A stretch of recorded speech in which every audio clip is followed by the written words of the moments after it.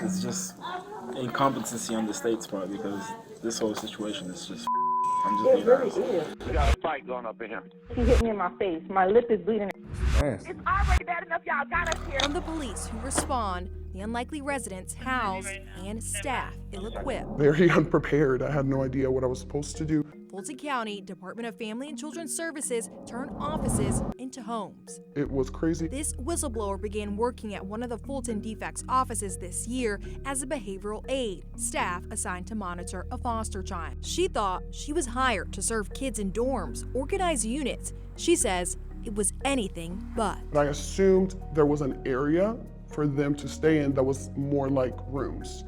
It wasn't. In some cases, blow-up mattresses on office floors. In others, blankets became makeshift beds, wire cots. Allegations of unsecured rooms, unsanitary areas, and unsafe conditions.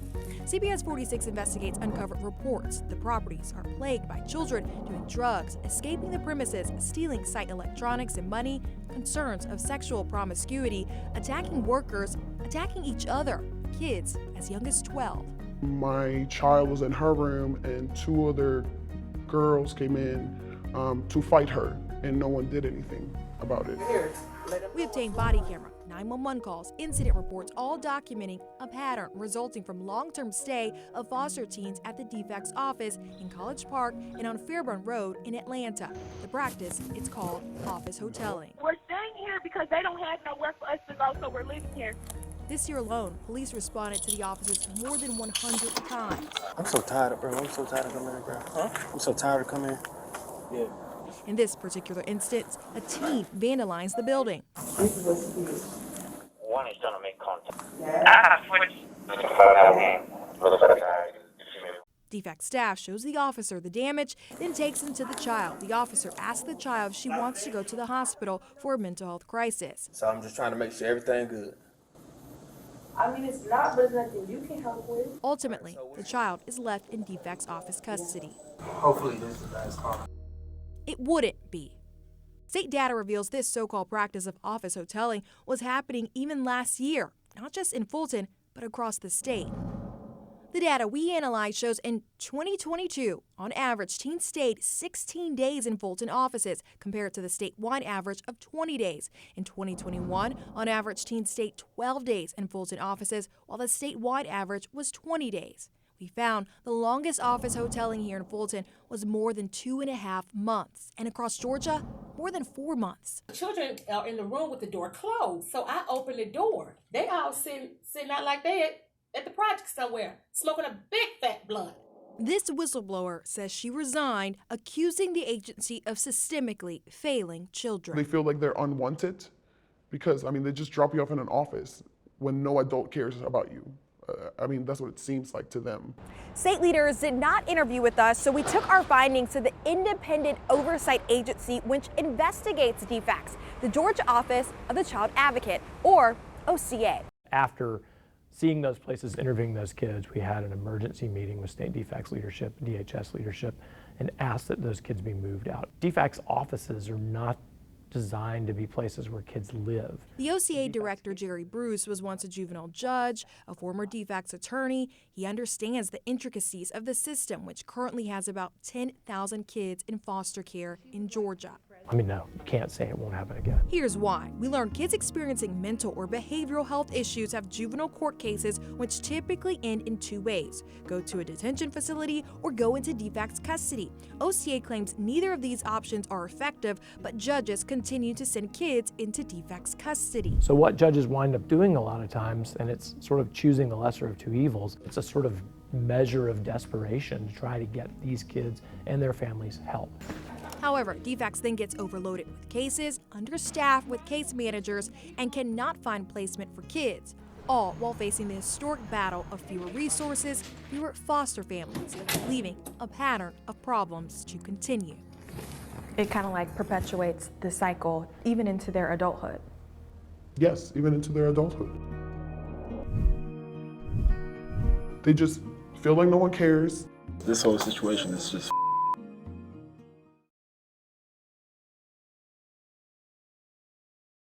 She's a critical also running with mental health issue. It was not the first time. She ran from the DFAC's office 4 days ago. It would not be the last. Cab police. But it did spark a police investigation. The case of a child missing from a DeKalb County Department of Children and Family Services office, an office she was living in, a building not even meant for living or raising a healthy child. So she ran away from it. There's a lot of trauma for her. Hoping to be a change in the foster care system, Colleen adopted her child in 2017. A young girl, she says, survived years-long sexual abuse. So since 12 years old, while some people are like in football, soccer, cheerleading, she was learning how to use her body. Exactly. It led to mental and behavioral health issues for the now 15-year-old, which landed her before a juvenile court judge. As we uncovered, the court cases typically end in two ways: go to a detention facility or into DFAC's custody. Judges choose what they consider the lesser of two evils, DFAC's custody. It's what happened for Colleen's teen.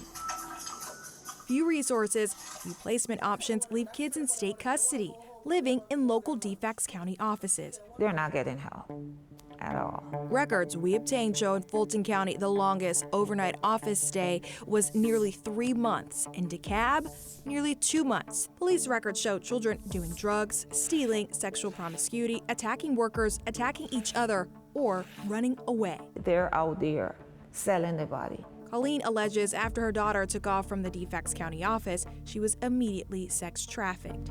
It allegedly happened nearby. The motel is here in the Panthersville area, along Ember Drive next to blighted and abandoned properties. Police warn even me to not go by myself, let alone a teenager. DeKalb officers found the child alone in a motel room here with the 52-year-old man. Personally, I wouldn't feel right being a 15-year-old. Did anything go on in there between you and the gentleman's side? It's just a yes or no question, that's all.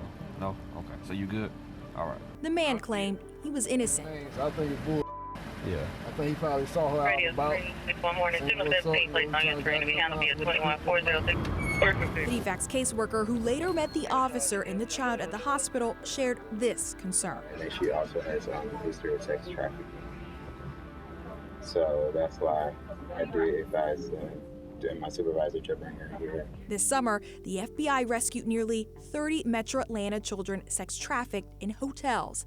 The agency confirmed at least 3 were identified as runaways from DFAC's custody. Most young people that we worked with who are trafficking victims, they have had experience in the foster care system. Jennifer Swain is the director of Youth Spark, a center for child sex abuse survivors, providing holistic services to kids. Swain advocates the development of new organizations like hers to stand in the gap. Unfortunately, we don't have enough resources. In 2002, Children's Rights Incorporated filed this lawsuit against the state for its housing conditions of DeKalb and Fulton fosters.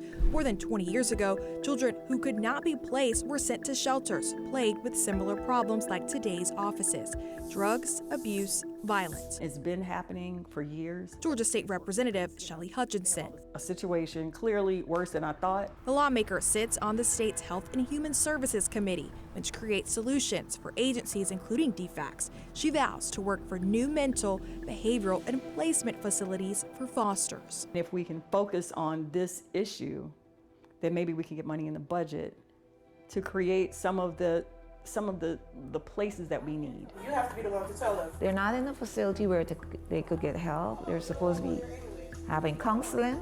Also, they're supposed to be in school, and they're not. They're in the office. That lawsuit put the state and DFACs under required monitoring for improvements, monitoring that's still required even today. Now, as for long-term solutions for housing these foster children and potential funding, we'll just have to wait and see come the next legislative session here. DFACs did send us a statement saying, in part, they provide services proactively and services to respond when they learn a child has been sex trafficked. You can find their full statement on our website. In Atlanta, I'm Sierra Cummings, CBS 46 News. I spent some time with my family. At a Decatur park, in the cold and rain, it's the most comfortable Christian Hall has ever felt. So I would definitely say it's a lot better because of the freedom. Turning 18 just weeks ago, he's now aging out of Georgia's foster care. Christian considers it a legal system that failed him, but he's resolving it in his own way. I want to become a lawyer. I want to practice in civil rights. This after he claims his own attorneys did not grasp the chaos from moving to foster home to one day this year, somewhere truly unexpected. This Department of Family and Children's Services office is where he was living. It didn't make sense to me why this was happening to me. When I came in, I saw a lot of blankets on the floor, a lot of things on the floor. There was not a lot of food in there. DFACS, the agency tasked with protecting kids, housed foster youth in its county offices for months on end. We're staying here because they don't have nowhere for us to go, so we're living here. Where reports reveal violence and drugs. The practice we uncovered, called office hoteling, spanning across last year and the first half of this year, meant on average in Fulton, teens lived in offices for 16 days. In DeKalb, 12 days. I had felt like, it was over for me. No bed, no safe conditions, state inspectors say. The cycle stems from juvenile courtrooms where kids with behavioral issues due to mental, emotional, or sexual trauma go before a judge who is faced with two options: send them to a detention facility or DFACS custody. Judges often choose DFACS custody. DFACS caseloads rise while foster home options decline. This whole situation is just Fulton County Chief Juvenile Judge Juliet Scales watching our investigation. Prior to the news coverage, our news coverage, did you know about the conditions? No, I had not seen the conditions at all. The conditions that the children are living in is just deplorable in the office. It's clearly certainly not suitable for children. Despite now knowing, Scales says her hands are tied, that the law only allows the courts to decide in favor or against DFACS custody, arguing upon granted custody, the responsibility is then on DFACS to actually choose the child's placement. So how long is too long living in an office? Well, I think any day is too long, quite frankly. Without that funding, without those resources, it will happen again. It will continue to happen. Data obtained by Atlanta News First exposes glaring disparities. Although Black residents only make up roughly half the population in Fulton and DeKalb, foster care for the two counties is 90% Black children. Similarly, Black foster kids were the largest group living in area offices. Offices not at all designed for living. An emergency placement should not be a hotel or office. We deserve to be listened to. Our concerns, are valid, and they are important because we are in the system. We are living this.